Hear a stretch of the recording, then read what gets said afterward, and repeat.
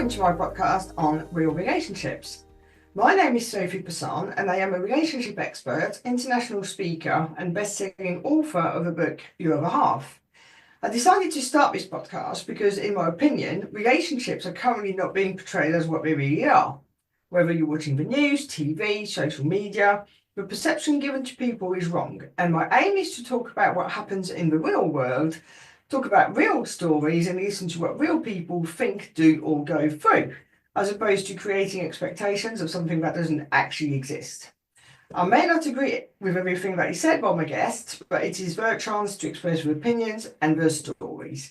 And here today we have Tina Rawls, and we are going to talk about conflict resolution, but also situation resolution, because we sometimes forget that situations can also be a form of conflict. Hi, Tina. Hello, Sophie. Thanks for having me. No worries at all. Can you tell me a bit more about yourself, please? Sure. So I'm a relationship and intimacy consultant and mediator, one who goes in the working environments to manage conflict and negotiations, as well as in our intimate relationships.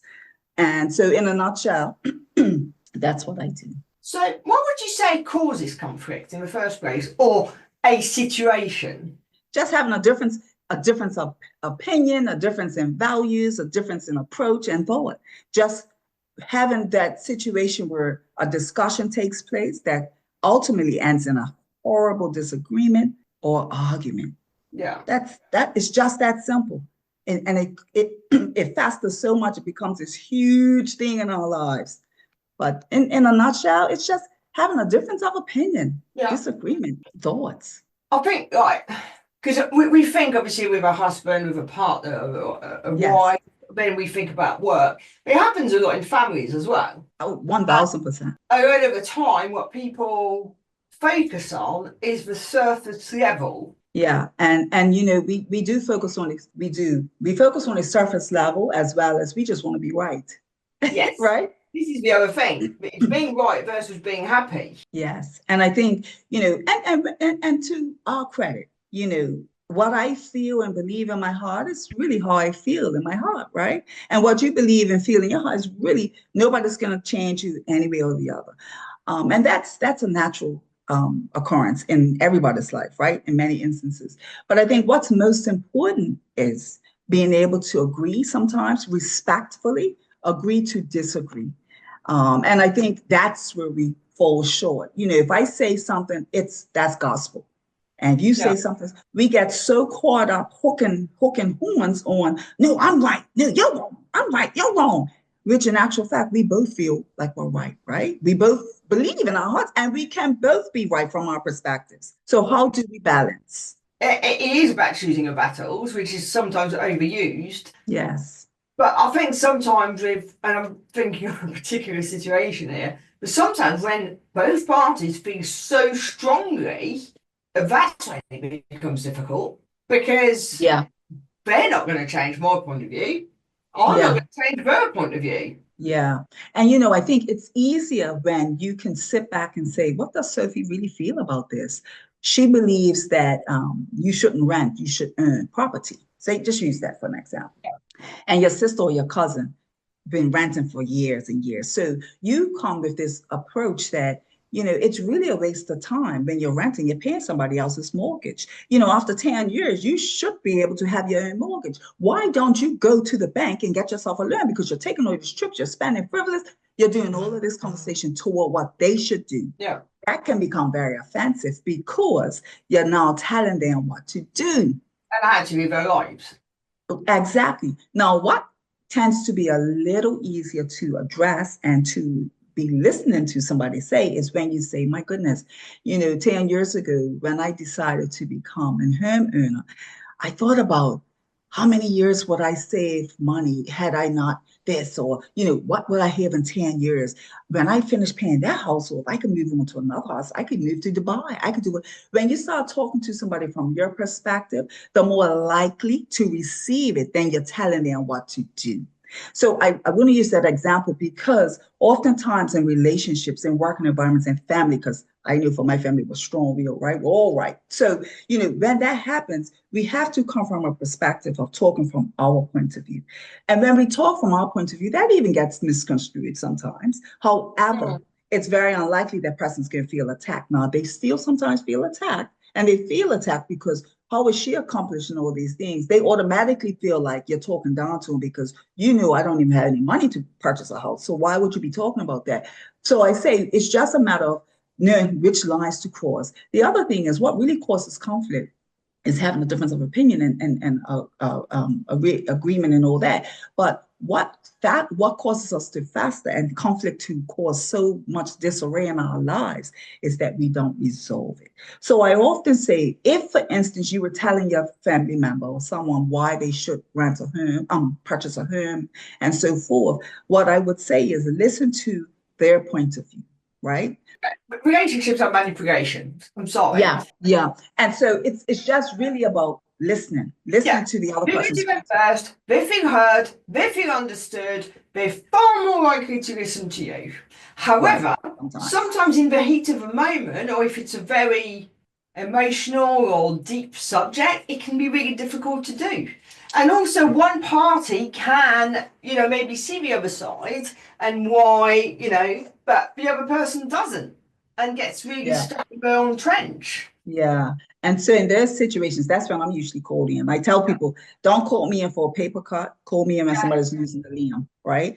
And in those instances, I always say, find that mediator, find that middle person, find that person that can help you to see from a neutral lens, right?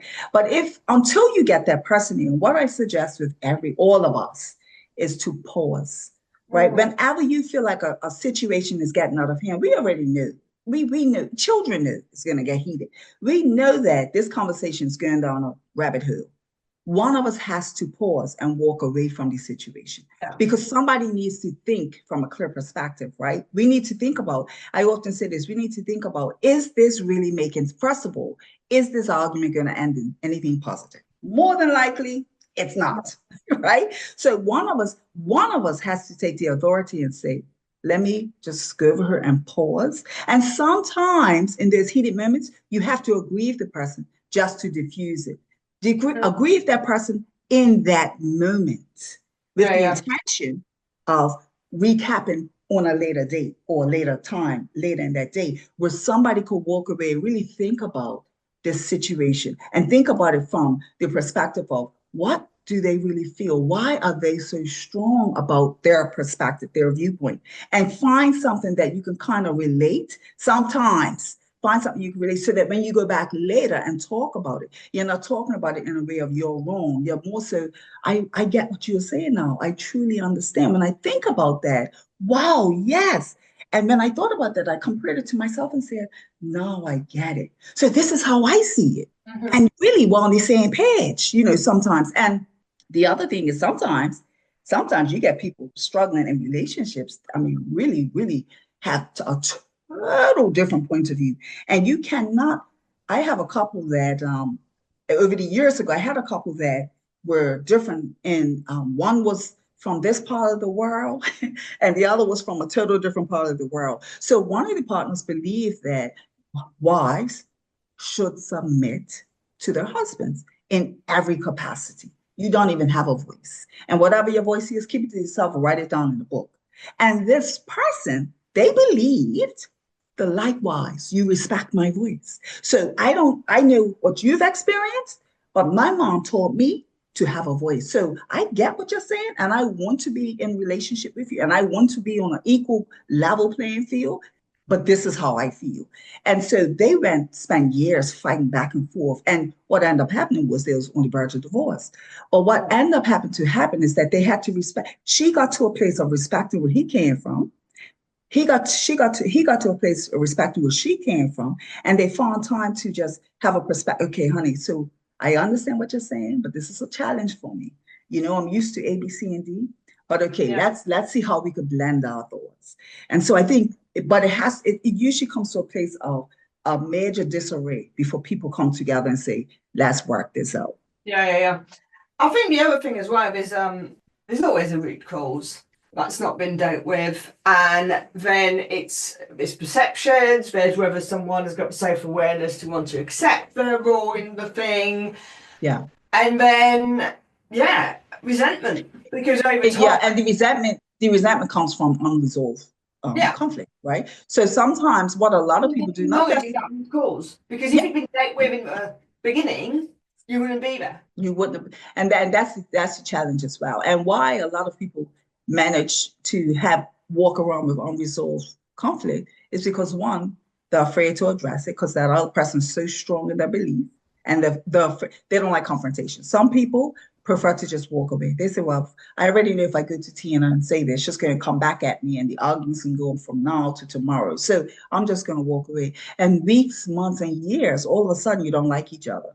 You're so frustrated because it's kind of sometimes some people feel like that's a form of abuse where you're emotionally, right? Stressing me the heck out. So, I can now not express how I really feel. I can't say what I feel, want, think, and believe without you basically telling me I'm wrong, right? So that can turn to a lot of unresolved resentment, unresolved conflict turns to resentment. So what I say, and then the other thing is sometimes you both have such strong views that we just want to win. We just want to be right.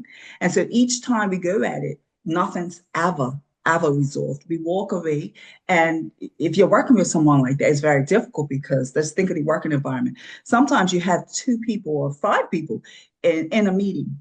And everybody's on board besides one. And the reason one's not on board is various things. But the reason why one's not on board is because they don't feel heard, and what their perspective is A, B, C, and D, and you're not open to hear their perspective. So what ends up happening is they go against the grain. So they work in this environment for so long, and everything that takes place, they come up against it. They Yeah, have yeah, restriction, right? So it's just a matter of listening to both person's point of view, and not that that other person's gonna ever get what they want in total, but we always have to find a way to include each of us or all of us, right? Even if it's just one little perspective. I want red and green in my house. Okay, could we put a little bit of white or black or cream in there? Oh, I don't like black. Well, find a way that we can all get together and say, well, maybe we can have a little pipe in a white. yeah. Just find that way because we all want to be heard. We all want to have an opinion. We all want our opinions to be valued. And I think what happens is that when we feel like our opinions or thoughts, feelings, and wants are not valued or respected, that's where the resentment comes. But it also causes a lot of unnecessary years of conflict. Yeah, and stress and stuff that does Every need to even be a thing. it Um, all yeah, very true. what would you say?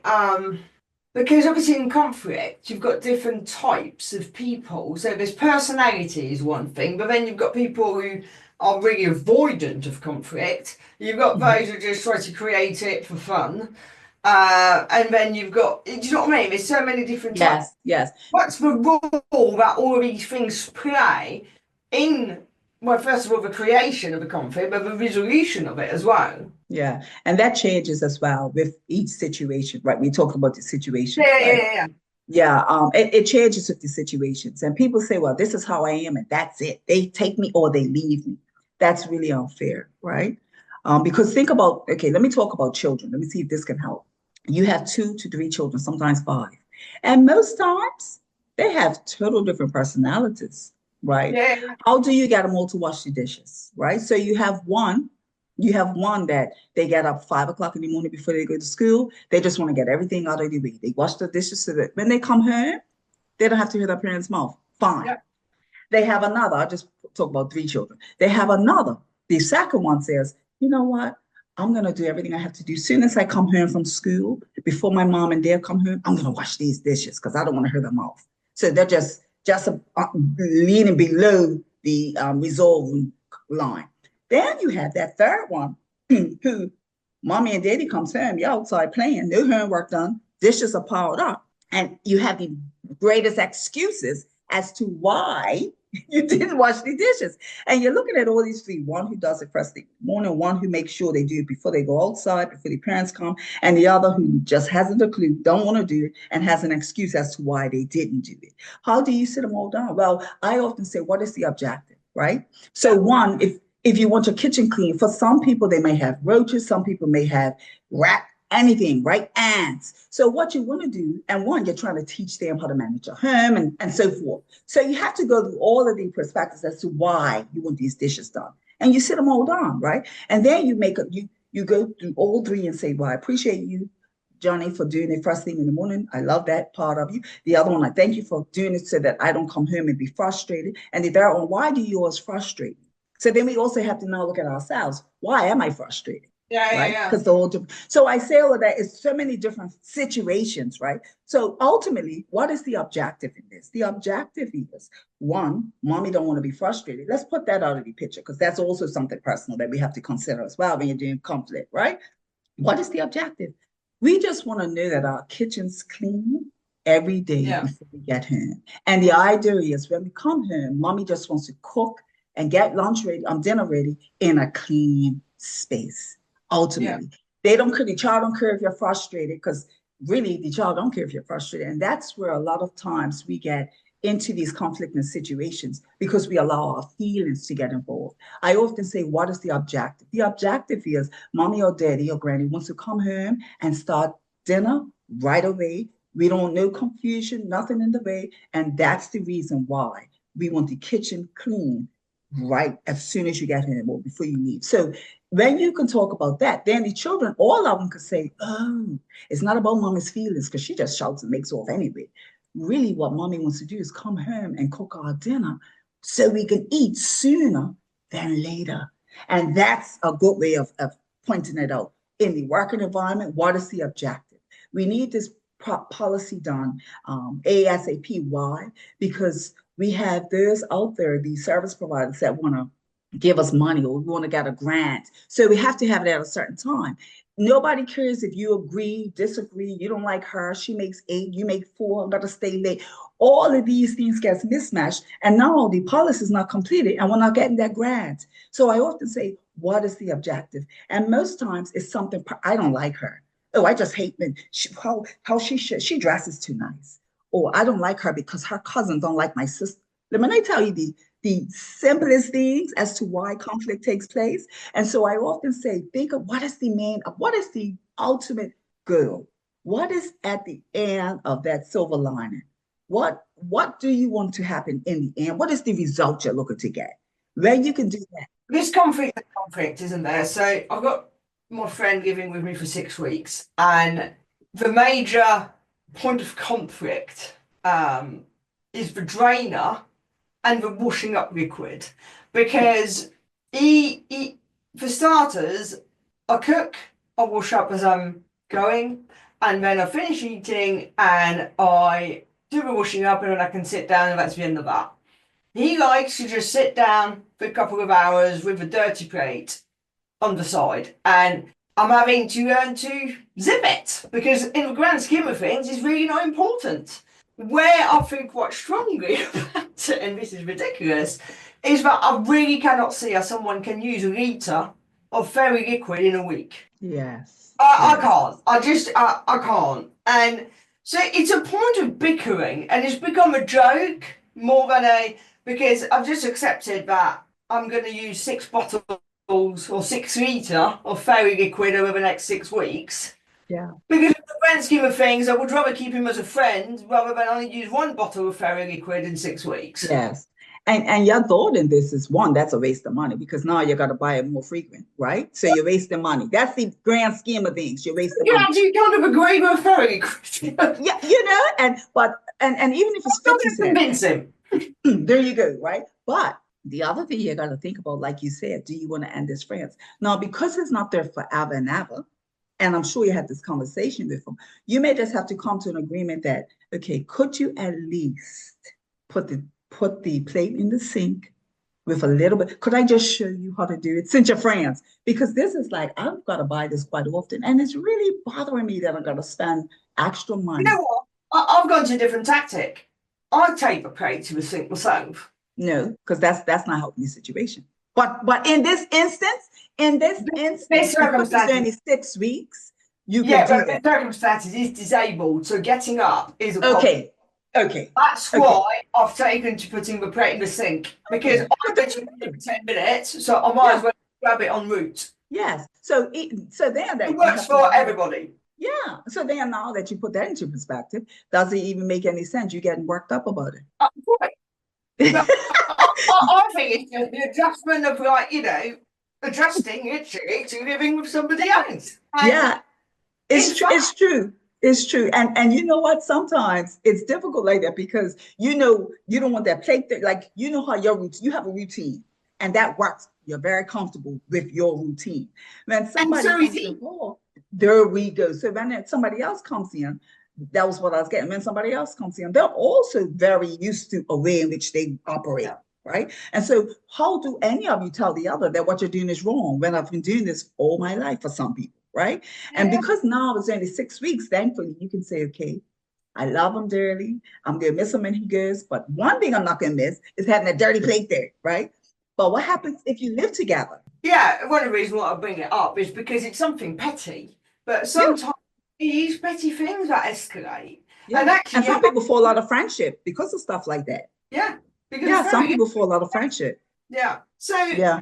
what would you say, like, in terms of a non-verbal communication in conflict? Because if you take the fairly liquid situation, Mm-hmm.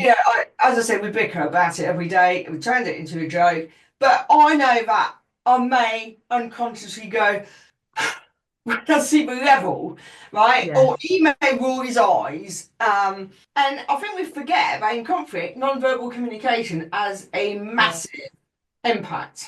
It's very uncomfortable and it's borderline emotional abuse, right? And so I say for those of us, and that's probably someone who does that, they don't like confrontation, right? Yes. And they don't realize that this is also confrontation, right? A nonverbal confrontation. So I often say for that person who recognizes it, if you note your partner or your team member, whoever it is, often delivers a form of nonverbal communication, rolling of eyes, a lot of people do a lot of signing, right? That's a conversation that has to be had. And it's not a conversation where you say, why do you, what, you can ask, what have I done to offend you? I note every time I sit next to you, or I note every time I sit next to you, you take deep sighs, or you roll your eyes. You roll your eyes when I talk to you. Have I done anything to offend you? And if I have, I'm very sorry, but I'd like to have that conversation. Just that simple. And it might just be every time you sit next to her, you have on a perfume or cologne that somebody that was very aggressive or abusive toward her or him used to wear. And it could be that, could be just that simple. It's great to them, but you're thinking now you're going taking it personal because you're saying, well, what have I done something to this person every time I sit next to them or they move, right? Okay, it could be something extremely personal at that. Or it might just be you are the teacher's pet. You are the boss's pet. So now why are you sitting next to me? Or it might just be that you are their boss. And every time you sit next to them, you're going to ask of them to do something that they really don't want to do that extends beyond the job description. You see what I mean? So it could be various things. So that's why I often say, have the conversation. And they get scared and nervous. Exactly. We And assume so it's negative, but we never know. we don't. And that's why it's so important to have an open environment space, right? Have a space where open door policy. If someone has an opinion, welcome that opinion, right? Because now you're opening the door for any conversation, any conversation. So in that instance, you would ask your employee, you ask your teammate, you ask your husband or wife, you ask your child, your sister, your brother, have I done something to offend you? Just that simple. And I often say that I hold my hand on my chest, and this is why I train people. Because what you're now doing is you're diffusing. Yeah. What is your problem? You understand? Every time I sit next to you, you sigh. Oh my goodness. Versus, have I done anything to offend you that I haven't recognized? Because that's the last thing I want to do. Is there something we want to talk about? You open the door right there. And what happens when you find people, which happens often, that don't want to tell you? Could care less to tell you. And they look and say, no, I'm fine. And all's well. Well, get a mediator, because then I get it out of them, right? But always find that middle person. You may have somebody doing your job that you can trust. And you can say, why is this happening? Could you have a sit down with us? Because I don't know if I'm coming from the right perspective and they're not talking, right? And so oftentimes you get that middle person to say, now what's really going on? And that person that wouldn't necessarily talk to you would talk to that middle person in your presence, right? So that's why sometimes it's important to get that middle, that neutral person. Because obviously, I think a conflict, a situation with a conflict Yes. are opportunities to learn about yourself, about the other person, about others, whatever. But do you think that even when it's resolved, if it's been dragging on for years or whatever, that it can still impact the future? It can, and it could impact it both negatively and positively. And that's for every situation. Sometimes there's so much water under the bridge of hardships and things said and done that, you know what, you have to come to an agreement that we just don't have a respect for each other. And if we have to be in each other's space, let's respect each other enough to say, good morning, good afternoon. Do you have this? Can I have this? And call it a day. You understand? So not every conflicting situation I've sat at the table with people walk away, kumbaya, I love you, hug each other. Absolutely not. A lot of times it's basically finding a level playing ground that you can respect each other or a common interest as to why you have to be in relationship, and you respect each other at that space and walk away and agree that we're never going to bring this up again. This is done. It's dead. So let's move forward. Some people walk away and realize that, oh my God, we was fighting over. When you get to the base of it, we was fighting over that? So silly. And they laugh it off and walk away. But then there are those who have been through so much, sometimes years of trauma, sometimes years of, they've had to do therapy to cope with you and all sorts. So now they're at the space of, okay, well, got to the crux of it. Now I just want to be able to walk away with respect for each other and say, I cannot do this friendship, or I cannot do this relationship, or I don't trust you as a colleague. Because ultimately, the reason why sometimes conflict remains unresolved for so long is because you've lost that trust and respect for that person. And as anybody knows, when you lose any level of trust, it's very unlikely anything that person says, you hear them. That's one, because you're just thinking the talk, it just sounds like a lot of hogwash coming out. So you have to find a way to say, let's just shake hands and agree to disagree. That's it. But let's be respectful. So some instances you walk away, people getting along and realizing, oh my God, we were so much alike. That's why, or we was both fighting for the same promotion. Oh, that's why, or we wanted this and did not. Okay. Or I just don't like you. You are just a cruel person. I heard all about you before I came, and you treat everybody horrible. So I'm just another one of those people. I'm the one that will tell you about yourself. Nobody else do it. So how do we, so you just get to the place of, we have to agree to disagree, shake hands, and be respectful at all times. That's it. And be okay with that. Yeah. So we're nearly running out of time. Again. What would be your pearl? Yeah, oh, yeah, said again. What would be your pearl of wisdom to leave and finish this off? Yeah, I often say, right, when there's a difference of opinion, right, or we just don't agree in a situation, find that neutral person or that neutral space. And sometimes that neutral space might be walking away for 30 minutes, a half an hour, or agreeing to meet next week for lunch when we've both thought it through. Look at the objective. What is the main goal in this, right? And when you get back together, actively listen to each other. Why does that person feel that way? Right. And at the end of that, what we want to do is clarify any misunderstandings. Why do we feel like this? Oh my goodness, that's why I said this. This is why I done that. And this is not what I really, really want to do. And then we say, well, how are we going to fix this? Do you want to fix this? I really do want to fix this. Okay, well, I'm very sorry. Have your apology and agree to, we would never say or do this again, and walk away and stick to it. That's one way of just resolving and saying, you know what, because the problem is so much situations have happened in life and we haven't resolved it. So we hate each other, so we think, and nobody's speaking and everybody's at each other's throat, and you're getting therapy and your mental health's being affected, whereby all you had to really do is have that conversation or find that middle person, that mediator like me, a neutral person that's going to be honest with the both of you and find that end result. And most times the end result is, how are we going to get along in the midst of all of this? And or are we going to get along? Sometimes we have to agree that we're going to get along this way, or agree that we're just never going to agree and respect each other. Yeah. Well, Tina, thank you so much once again. And for everybody else, if you enjoyed the show, then please subscribe, give us a review, but more importantly, come back for the next episode. Thank you. Thanks, Sophie.